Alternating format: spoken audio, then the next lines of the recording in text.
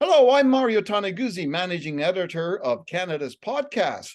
Today's guest on Calgary's podcast is Lourdes, who is a Calgary-based entrepreneur. Thanks for joining us today. Thank you so much for having me. Well, I didn't describe what you do because you do a lot. We're going to go through each of the enterprises that you're involved in, and maybe if you could describe them for us. Let's start with Need Technologies. What is that? Sure. So that's the latest venture. So it's a technology company that has a software for food rescue and food recovery. And that sort of was born from the Leftovers Foundation, which I know is on your list to chat about as well.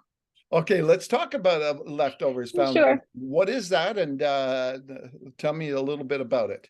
Yeah, so that started back in 2012. So it's a food rescue organization. Actually, Mario, I was thinking back on the history of Leftovers, and you were the first journalist to write not one but two stories on it, and Oh, it certainly helped with the success of the organization. excellent. And what they do, I'm not there anymore. I just finished my board term. I was executive director for almost 10 years and they're a food rescue organization. So they pick up food from vendors, grocery stores, retailers, and take that food to service agencies that are in need of food. And that is across 3 provinces now, which is kind of crazy to think because it just started with me and my car. Yeah, and tell me, a little bit of the history of that, the Leftovers Foundation. What I guess motivated you to start something like this?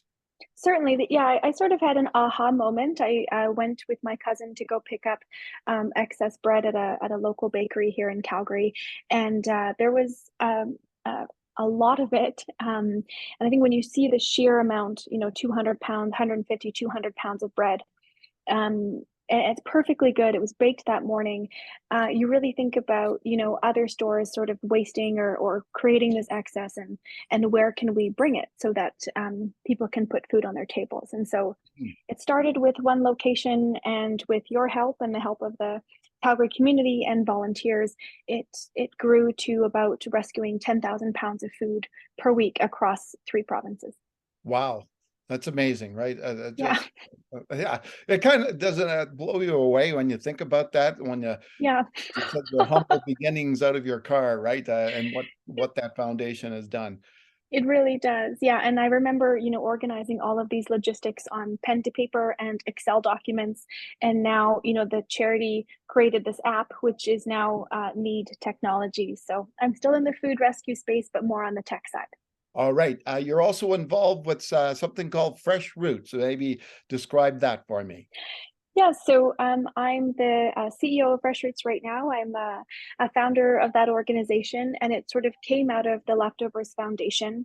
We were incubating a bunch of different projects within the food system and really trying to understand how we could get affordable food to households with dignity. And so we provide a mobile grocery store model that we pop up in different locations around Calgary and soon to be Edmonton.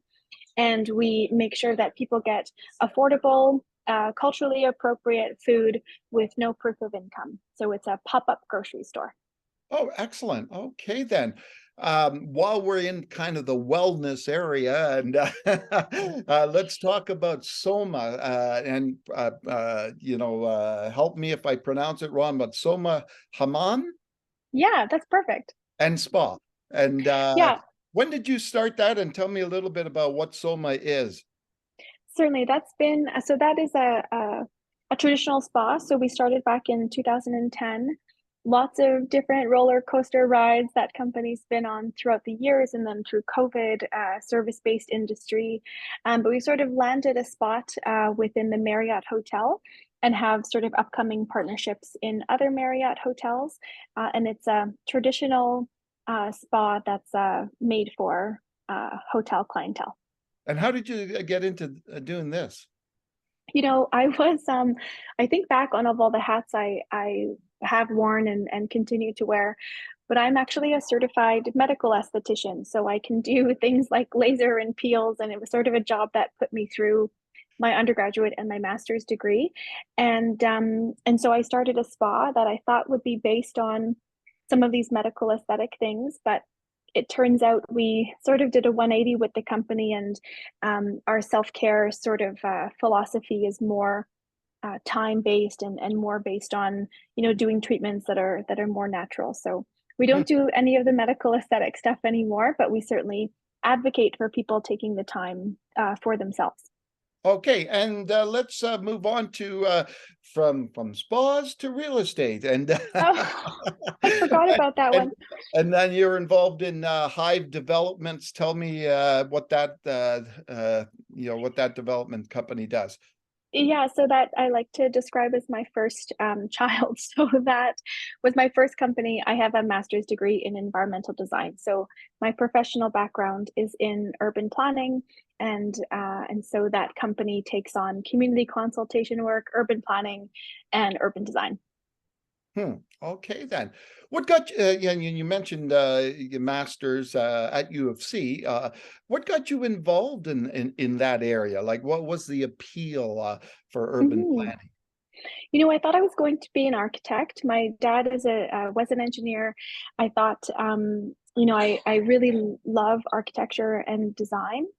And once I started to really understand sort of urban planning and really that sort of architecture, but on a wider, sort of more broader basis when we're designing cities instead of designing buildings, that sort of piqued my interest of, how a city can take on a certain personality. Calgary has a personality, that's different from New York and and Los Angeles and Manila. And so how can we really, how have we built these cities and all the nuances that go into urban planning? And that's certainly still my one of my first passions and my first loves.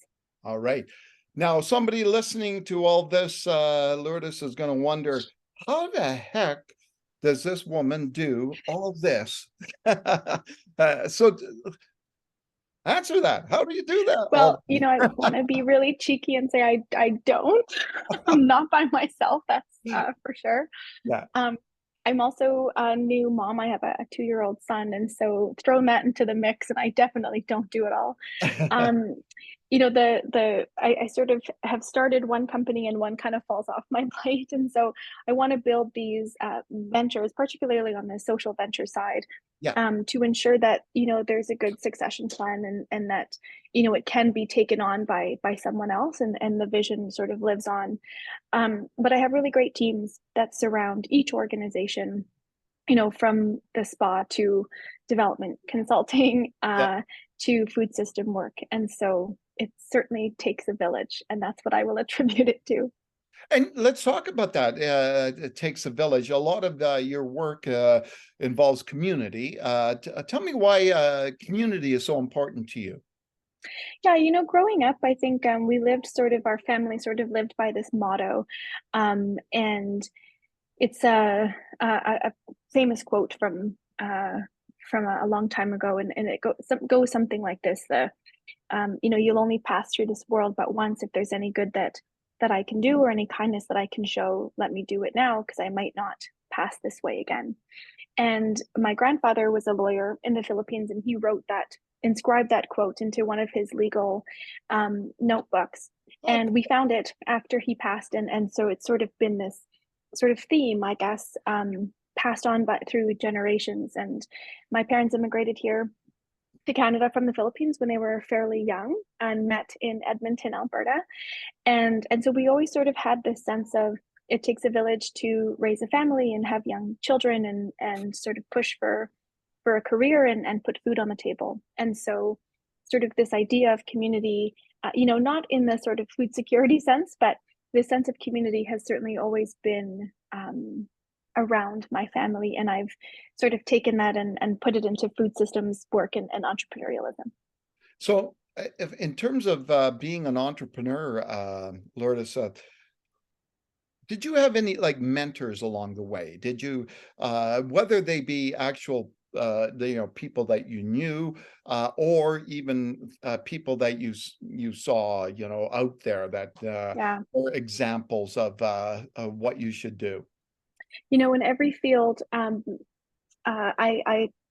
can say I've had a mentor. So whether it's sort of general entrepreneurialism or from the development world in urban planning and architecture, I think it was always important for me to learn, and for me, I learn by being really hands-on, and that means asking a lot of questions and being Yeah. really devoted to my work. And so, I've certainly have had mentors in every field that I've interacted with. And recently, I think there's been a lot of mentors that look like me that maybe I haven't met yet, but certainly I'm able to watch as an example. And so that's been really helpful because when I started this journey, 12 years ago, there Yeah. was not a lot of people in Calgary in particular that I could really relate to. And now there's so many groups, there's so many organizations that are there to support, and I found that that's been a really great support system for me. When you look at being an entrepreneur here in Calgary, what would you say the biggest bonuses or biggest positives are of being an entrepreneur in this city? Calgarians, I find, so I was born in St. Albert, but don't tell anybody. I moved to Calgary when I was 2 months old, so Oh, I wow. just pretend that I'm a Calgarian. Yeah. Um, but I think Calgarians really like to try new things. And I think that's important if you're a budding entrepreneur that you have a community that supports you, whether it's giving advice or if it's being a consumer of your product. And the Calgary community has always been there to support, whether that's food rescue or a new spa or developers wanting to engage communities and do something different. I think Mhm. there's sort of this openness and sort of entrepreneurialism within Calgarians, whether they are or not, that has carried me through, certainly. So when you look at the entrepreneurial journey, what would you say your biggest challenges have been that and maybe still are? You know what? At first, it was really, around, having to do with those mentors that really were relatable. But that's changed now. But certainly that was a big hurdle, I think. I think the other hurdle is sort of self-inflicted that I don't come from a business background at all. And so learning the lingo, whether it's sort of on the, accounting finance side or, learning the new tech lingo, it's all new and it's all new experiences for me. So I think that hurdle is sort of self-inflicted. I have thought about going back and getting my MBA, but I can't imagine going back to school and having a 2-year-old, to be honest. No, I can't imagine at all without even a 2-year-old. So if you had a protege and if you were a mentor to somebody that was younger, what advice would you give them about being an entrepreneur? Yeah, I would say it's important to include your customers in your plan. And I'm a real advocate for that. Not only on the social, on the entrepreneurial side, sort of like the traditional business side, is to always, kind of to do customer acquisition, you need to talk to your customers, but also from the on the social impact side, we have to, have the tools to engage communities properly to bring them on the journey that will kind of put society in a better position. And we cannot do this work without them. I think traditionally what we've done is, told vulnerable communities or marginalized folks, how they should live, what they should eat, what they should buy, what they should spend their money on. Mhm. And I think if we kind of reverse that and really think about how we can include communities in the discussion of what a future could look like for them, I think that would be really beneficial for everybody. Okay, so you've done a lot of things. Um, when you were growing up, what did you want to be? Oh my goodness. I wanted to, I still do, want to be a food critic on some type of um, food TV show. I would watch food TV with my dad, and we would watch like Iron Chef with my sisters, and pretend that we were Iron Chefs ourselves. Turns out I'm a terrible cook.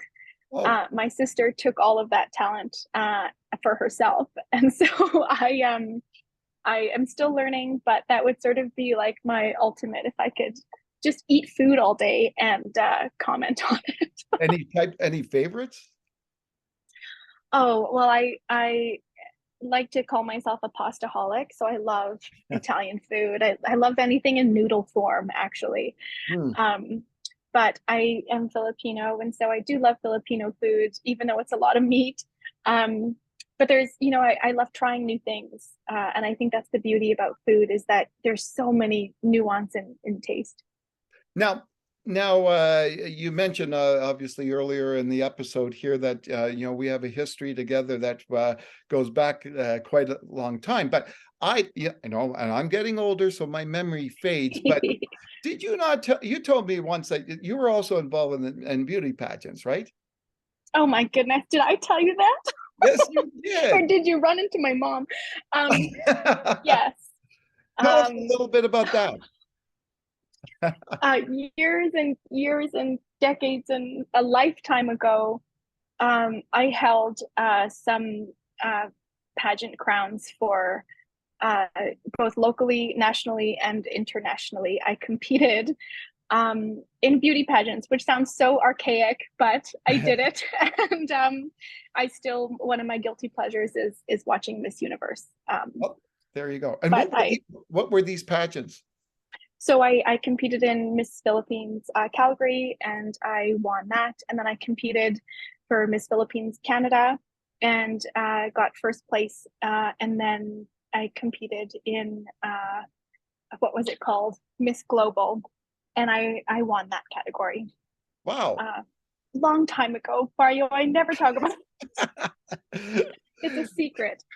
So let me ask, with your busy schedule and as you said, a young child, what do you do to relax?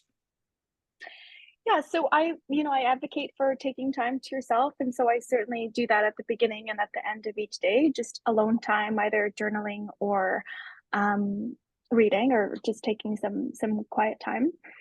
I love binging shows. I'm very normal in that way. And so I binge a bunch of silly reality shows. And I love spending time with my family. I am very, very close with my sisters. We live blocks from each other in a community called Bridgeland here in Calgary. And I love spending time with them. So I think that, you have to, make sure that your cup is full before you start to give to others. Yeah, that's true. It's tough though, for because you're always being an entrepreneur. Every entrepreneur that I know of, it's almost 24/7 that they're on the job, right? Yeah. Or thinking about it, right, in some fashion. So I guess that it's important to make sure you take that time to yourself, right?